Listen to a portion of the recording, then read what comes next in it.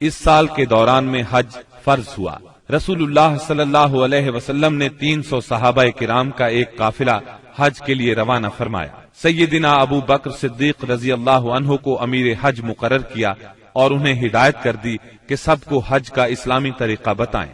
سیدنا ابو بکر صدیق رضی اللہ عنہ کی روانگی کے بعد سورہ برات یعنی سورہ توبہ کی ابتدائی آیات نازل ہوئیں، جس میں ان تمام مشرکین سے عہد توڑنے کا حکم تھا جنہوں نے اپنے عہد کی پاسداری نہیں کی تھی، اور ان کو اور ان لوگوں کو جن کا سرے سے کوئی عہد ہی نہیں تھا 4 مہینے کی مہلت دی گئی تھی کہ اس دوران میں جس طرح چاہیں زمین میں گھوم پھر لیں، تاکہ انہیں معلوم ہو جائے کہ وہ اللہ کو بے بس نہیں کر سکتے، اور یہ کہ اللہ کافروں کو رسوا کر کے رہے گا۔ البتہ جو مشرکین اپنے عہد پر قائم تھے اسے توڑا نہیں تھا اور مسلمانوں کے خلاف کسی کی مدد نہیں کی تھی، ان کا عہد پورا کرنے کا حکم دیا گیا۔ آپ نے سیدنا علی رضی اللہ عنہ کو یہ آیات دے کر ناقہ پر سوار کیا اور روانہ فرمایا۔ انہوں نے حجاج کے قافلے کو راستے ہی میں جا لیا۔ سیدنا ابو بکر صدیق رضی اللہ عنہ نے امیر حج ہونے کی حیثیت سے ارکان حج ادا کیے، اور اس کے بعد سیدنا علی رضی اللہ عنہ نے سورہ برات کی ابتدائی آیات سنائیں۔ اس کے بعد سیدنا ابو بکر صدیق رضی اللہ عنہ نے صحابہ کرام کی ایک جماعت بھیج کر یہ اعلان کر دیا کہ اس سال کے بعد کوئی مشرک حج نہیں کر سکتا اور نہ کوئی ننگا آدمی بیت اللہ کا طواف کر سکتا ہے۔ یہ اعلان گویا جزیرت العرب سے بت پرستی کے خاتمے کا اعلان تھا، یعنی اس سال کے بعد بت پرستی کے لیے آمد و رفت کی کوئی گنجائش نہیں۔ غیر مسلم قوموں کے لیے جزیے کی ادائیگی کی فرضیت اور سود کی ممانعت کا حکم نازل ہوا۔ رسول اللہ صلی اللہ علیہ وسلم جو ہی تبوک سے مدینے واپس آئے، وفود کی آمد کا سلسلہ شروع ہو گیا۔ یہ سلسلہ اگلے برس 10 ہجری تک جاری رہا۔ عرب کے قبیلوں اور خاندانوں نے اپنے اپنے نمائندے بھیجے، اور بعض رؤسا، غلام، یتیم، غربا اور خواتین بذات خود مدینہ منورہ آئے تاکہ اسلام اور پیغمبر اسلام کے بارے میں پتہ لگائیں اور خود اپنی آنکھوں سے سب کچھ دیکھ لیں۔ جب یہ لوگ مدینہ آ کر قیام کرتے اور آپ کو دیکھتے تو بعض لوگ تو دیکھتے ہی پکار اٹھتے، اللہ کی قسم یہ چہرہ کسی جھوٹے نبی کا نہیں ہو سکتا۔ اس کے بعد اسلام قبول کر لیتے۔ جب جزیرہ عرب میں دعوت و تبلیغ مکمل ہو گئی اور اللہ نے اہل ایمان کی ایک ایسی جماعت پیدا فرما دی جو دعوت کی حفاظت کی ضامن اور اسے زمین کے کونے کونے تک پہنچانے کی کفیل تھی، تو اللہ تعالی نے چاہا کہ رسول اللہ صلی اللہ علیہ وسلم کو انتقال سے قبل ان کی جہد پیہم کا ثمرہ بھی دکھلا دے۔ چنانچہ آپ کو ذی الحج 10 ہجری میں بیت اللہ کے حج سے مشرف فرمایا۔ آپ نے حج کا ارادہ فرمایا تو لوگوں میں اس کا اعلان کر دیا۔ آپ کا ارادہ حج سن کر تمام عرب ساتھ جانے کے لیے ٹوٹ پڑا۔ ہفتے کے دن 26 ذیقعدہ کو آپ نے کوچ کی تیاری فرمائی، بالوں میں کنگھی کی، تیل لگایا، تہبند پہنا، چادر اوڑھی اور ظہر کی نماز کے بعد مدینے سے چل پڑے اور عصر سے پہلے ذوالحلیفہ پہنچ گئے۔ وہاں پہنچ کر 2 رکعت نماز عصر پڑھی اور رات بھر خیمہ زن رہے۔ صبح ہوئی تو صحابہ کرام سے فرمایا، رات میرے پروردگار کی طرف سے ایک آنے والا آیا، اس نے کہا اس مبارک وادی میں نماز پڑھو اور کہو حج میں عمرہ ہے۔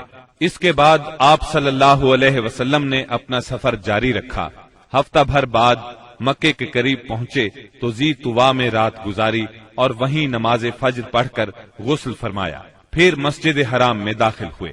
یہ اتوار 4 ذی الحج کی صبح تھی۔ وہاں حجر اسود کو بوسہ دیا، بیت اللہ کا 7 مرتبہ طواف کیا۔ طواف کے بعد مقام ابراہیم پر نماز پڑھی اور دوبارہ حجر اسود کو بوسہ دیا۔ پھر کوہ صفا پر آئے، صفا اور مروہ کے درمیان سعی کی۔ اس کے بعد اعلان فرمایا، جس شخص کے ساتھ قربانی کا جانور نہ ہو وہ احرام کھول دے۔ 8 ذی الحج ترویہ کے دن آپ مکہ سے مینا تشریف لے گئے اور وہاں 9 ذی الحج کی صبح تک قیام فرمایا۔ ظہر، عصر، مغرب، عشاء اور فجر کی نمازیں وہیں پڑھیں، پھر اتنی دیر ٹھہرے کہ سورج طلوع ہو گیا۔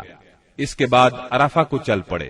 وہاں پہنچے تو وادی نمرہ میں قبہ تیار تھا، اسی میں اترے۔ جب سورج ڈھل گیا تو آپ کے حکم سے آپ کی اونٹنی قصواء پر کجاوا کسا گیا اور آپ بطن وادی میں تشریف لے گئے۔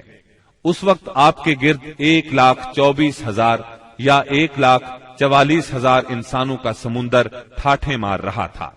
آپ نے ان کے درمیان ایک جامع خطبہ ارشاد فرمایا۔ جو لوگ خطبے کے جملوں کو سن رہے تھے وہ دوسروں تک پہنچا رہے تھے اور سنانے کے لیے بلند آواز سے دہرا رہے تھے۔ آپ صلی اللہ علیہ وسلم نے ارشاد فرمایا، جو لوگ یہاں موجود نہیں ہیں ان کو سننے والے یہ پیغام پہنچا دیں۔ نبی کریم صلی اللہ علیہ وسلم نے اپنے اس خطبے میں ارشاد فرمایا، لوگو میری باتوں کو غور سے سنو، کیونکہ میں نہیں جانتا شاید اس سال کے بعد اس مقام پر میں تم سے کبھی نہ مل سکوں۔ لوگو جیسا کہ یہ دن، یہ مہینہ اور یہ شہر مکہ حرمت والا ہے، اسی طرح ایک دوسرے کے جان و مال تم پر حرام ہے۔ سن لو، جاہلیت کی ہر چیز میرے پاؤں تلے روند دی گئی، جاہلیت کے خون بھی ختم کر دیے گئے، اور ہمارے خون میں سے پہلا خون ربیعہ بن حارث کے بیٹے کا خون ہے، میں اس کو ختم کر رہا ہوں۔ یہ بچہ بنو سعد میں دودھ پی رہا تھا کہ انہی ایام میں قبیلہ بنو حذیل نے اسے قتل کر دیا، اور جاہلیت کا سود ختم کر دیا گیا، اور ہمارے سود میں سے پہلا سود عباس بن عبد المطلب کا ہے، میں اس کو ختم کر رہا ہوں۔ اب یہ سارے کا سارا سود ختم ہے۔ اے لوگو، عورتوں کا تم پر حق ہے جیسا کہ تمہارا ان پر حق ہے، عورتوں کے ساتھ بھلائی کرو، تمہیں بہت جلد اللہ کے سامنے حاضر ہونا ہے، اور وہ تم سے تمہارے اعمال کے بارے میں سوال فرمائے گا۔ خبردار خبردار، میرے بعد گمراہ نہ ہو جانا۔ لوگو، نہ تو میرے بعد کوئی پیغمبر ہے، نہ کوئی اور امت ہی پیدا ہونے والی ہے۔ خوب سن لو، اپنے پروردگار کی عبادت کرنا، پنجگانہ نماز ادا کرنا، رمضان کے روزے رکھنا، اپنے مالوں کی زکوٰۃ دینا، تمام مسلمان محکوم ہوں یا آزاد یکساں ذمہ داریاں اور حقوق رکھتے ہیں۔ اعمال دین کے سوا کسی کو کسی پر کوئی فضیلت نہیں۔ تم اپنے غلاموں کو وہ کھلاؤ جو تم خود کھاتے ہو، اور انہیں وہ لباس پہناؤ جو تم خود پہنتے ہو۔ ان پر نہ کوئی ظلم کرو اور نہ ان کا کوئی حق چھینو۔ امانتیں ان کے مالکوں کے سپرد کرنا چاہیے۔ دوسروں پر ظلم نہ کرو تاکہ تم پر بھی ظلم نہ کیا جائے۔ سود حرام ہے۔ شیطان اس سرزمین میں اپنی پرستش سے مایوس ہو گیا۔ پھر فرمایا، اور میں تم میں ایسی چیز چھوڑے جا رہا ہوں کہ اگر تم نے اس کو مضبوطی سے پکڑے رکھا تو اس کے بعد ہرگز گمراہ نہیں ہوگے، اور وہ ہے اللہ کی کتاب۔ لوگو، اپنے رب کے گھر کا حج کرنا اور اپنے حکمرانوں کی اطاعت کرنا، ایسا کرو گے تو اپنے رب کی جنت میں داخل ہوگے۔ ہاں، تم سے میرے متعلق پوچھا جانے والا ہے، تو تم لوگ کیا کہو گے؟ صحابہ کرام رضی اللہ عنہم نے جواب دیا، ہم گواہی دیتے ہیں کہ آپ نے تبلیغ کر دی، پیغام پہنچا دیا اور خیر خواہی کا حق ادا کر دیا۔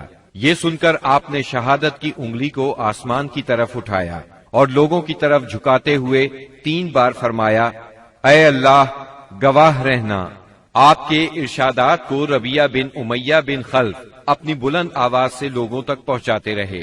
جب آپ خطبہ دینے سے فارغ ہو چکے تو اللہ عز و جل نے میدان عرفات ہی میں تکمیل دین کی آیت نازل فرمائی، آج میں نے تمہارے لیے تمہارا دین مکمل کر دیا اور تم پر اپنی نعمت پوری کر دی، اور تمہارے لیے اسلام کو بحیثیت دین پسند کر لیا۔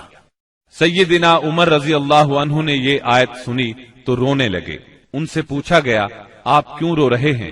فرمایا، اس لیے کہ کمال کے بعد زوال ہی تو ہے۔ خطبے کے بعد بلال رضی اللہ عنہ نے اذان دی، پھر اقامت کہی۔ رسول اللہ صلی اللہ علیہ وسلم نے ظہر کی نماز پڑھائی۔